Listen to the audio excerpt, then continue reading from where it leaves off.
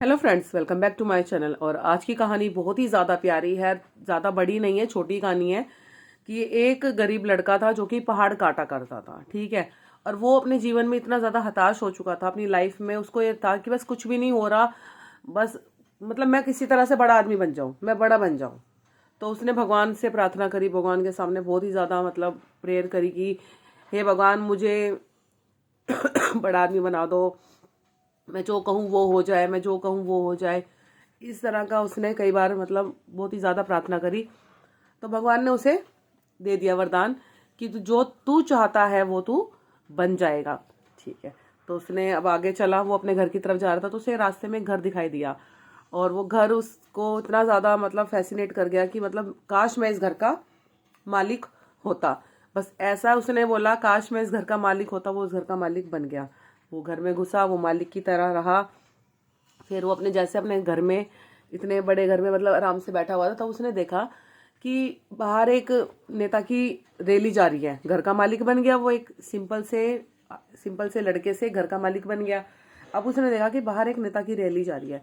उसने देखा, बताओ, नेता बड़ा है तो एक नेता के पीछे कितने सारे लोग हैं। हे भगवान, काश मैं नेता बन जाऊं। नेता बन गया। अब नेता बनने के बाद रैली में चल रहा था, उसको ताकतवर बनना था। ठीक है। अब नेता बनने के बाद वो रैलियों में चल रहा है, उसको धूप परेशान कर रही है। फिर उसने सोचा कि मुझे लग रहा है नेता वेता से ज्यादा ताकतवर तो ये सूरज है जो मुझको जला रहा है। तो उसने कहा, हे भगवान, काश मैं सूरज बन जाऊं। अब वो सूरज बन गया। अब सूरज बनने के बाद उसको मतलब ये लगा कि जो बादल है वो वो है कि मतलब बादल ताकतवर है जो कि सूरज को ढक ले रहे हैं। तो उसको ये चीज रियलाइज हुई कि भैया, सूरज से भी ताकतवर तो बादल है, जो बादल सूरज को भी ढक रहे हैं। तो उसने बोला, काश मैं बादल बन जाऊं। अब वो बादल बन गया। अब बादल बनने के बाद हवा, उसको ये लगा कि वो हिल डुल रहा है ज्यादा। तो उसको ये रियलाइज हुआ कि भैया, बादल से भी ज्यादा ताकतवर हवा है जो कि बादल को भी हिला दी है, और बादल ने सूरज को हिला दिया। तो अब इस तरह से सोच के उसने सोचा कि काश मैं हवा बन जाऊं। अब वो हवा बन गया। हवा बनने के बाद वो जैसे मतलब बह रहा था, तो उसको है ना ऐसा लगा कि कोई उसको टक्कर मार रहा है। फिर उसने देखा कि भैया, ये तो पहाड़ है, मतलब मैं तो इस पहाड़ से भी आगे नहीं जा पा रहा, मतलब हवा से भी ताकतवर क्या बना, ये पहाड़। तो भैया वो पहाड़, उसने कहा, काश मैं पहाड़ बन जाऊं। अब वो पहाड़ बन गया। अब पहाड़ बनने के बाद उसको थोड़ी देर बाद ये रियलाइज हुआ कि उसके पैरों में कोई चोट मार रहा है, कोई उसको दर्द हो रहा है।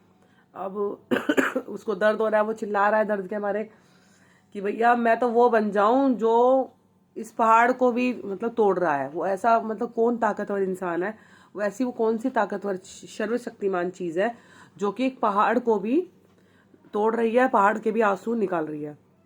तो बस इतना ही बोलना था, लेकिन वो बदल नहीं पा रहा था अपने आप को।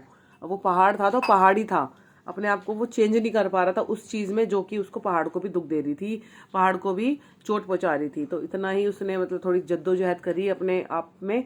तो ऐसे उसकी सपने से नींद खुली और उसने ये देखा कि जो मतलब पत्थर को तो जो तोड़ रहा था, जो पहाड़ को तोड़ रहा था, वो खुद था। इसका मतलब खुद ही वो सर्वशक्तिमान था, खुद ही वो सबसे ज्यादा ताकतवर था। और ये तो एक बेफालतू की सोच ही है कि वो हमसे ताकतवर है, वो हमसे ताकतवर। कोई हमसे ताकतवर नहीं होता, हम खुद अपने आप में ताकतवर हैं। अगर हम अपने आप को छोटा समझेंगे, हीन समझेंगे, तो हम वही होते चले जाएंगे।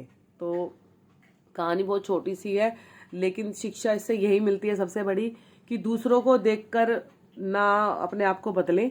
जो आप हो वो आप सबसे अच्छे हो लाइफ में। और जिसको जो कहना है वो तो कहेगा ही, आप किसी को बदल नहीं सकते हो इस चीज में। तो कहने दो जो कहता है। और दूसरों को कह के तो बिल्कुल भी अपने आप को वो मत करो डिमोटिवेट। और दूसरों को देख के ये भी मत करो कि भैया, इसके पास इतना है तो मैं इसके जैसा बन जाऊं या इसकी होड़ करूं। होड़ का तो कोई फायदा नहीं है, और ना ही होड़ का कोई अंत है। क्योंकि आप इसकी होड़ कर लो, कल को फिर उससे ऊपर मिलेगा, फिर आप उसकी होड़ करोगे, तो ये होड़ होड़ करने में आप अपने आप को खो दोगे। तो आज की बस कहानी छोटी सी है, बट आई होप आपको ये कहानी अच्छी लगी हो। कोशिश तो मैंने बहुत करी कि आपको अच्छे से कहानी समझाने की। और thank you so much, keep watching my thoughts and my videos and specially my story. जय श्री राम।